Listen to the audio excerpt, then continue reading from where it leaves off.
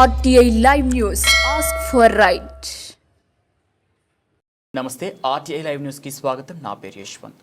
సీతానగరం మండలంలోని పలు గ్రామాల్లో ఉచిత ఆయుర్వేద వైద్య శిబిరాలు నిర్వహిస్తున్నట్లు బూర్కా ప్రభుత్వ ఆయుర్వేద వైద్యశాల వైద్యాధికారిని డాక్టర్ టి హేమాక్షి వెల్లడించారు. ఈ మేరకు పాపమ్మ వలస గ్రామంలో శనివారం ఆయుర్వేద వైద్య శిబిరాన్ని నిర్వహించారు. శిబిరంలో డాక్టర్ హేమాక్షి పలువురికి ఆరోగ్య తనిఖీలు నిర్వహించారు.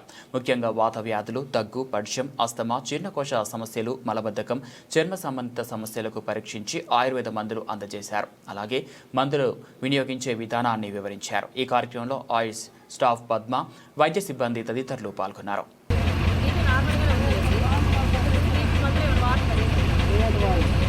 షుగర్ అలాంటి ఏమైనా మందులు వాడుతున్నావు ఏటమ్మా? బీపీ మందులు వాడుతున్నావు. ఓకే, బీపీ నార్మల్గానే ఉంది, ఆ మందులు బాగానే ఉండాలండి. దాంతోపాటు ఆయుర్వేద మందులు కూడా వేసుకోండి, బాగుంటుంది. నొప్పులకి ఇస్తాను, ఆ నొప్పుల ట్యాబ్లెట్లు, ఆయిల్ అలా వేసుకోండి, సరేనా? ఈరోజు పాపమ్మ వలస గ్రామంలో ఆయుర్వేద వైద్య శిబిరం నిర్వహించడం జరిగింది. బూర్జా ఆయుర్వేద వైద్యశాల డాక్టర్ టి హేమాక్షి మాట్లాడుతున్నాను.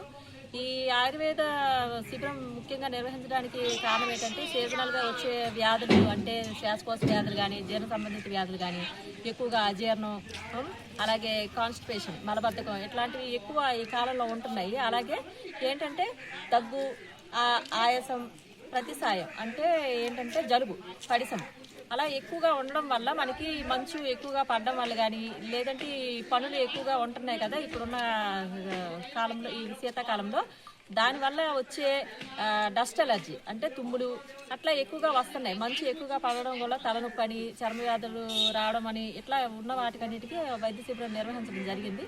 ఈ వైద్య శిబిరంలో చాలా వరకు మందులు విరివిగా వాడుతున్నారు. అలాగే మనకి ఏంటంటే ఇంతకు ముందు కూడా వైద్య శిబిరాలు చాలా నిర్వహించడం జరిగింది.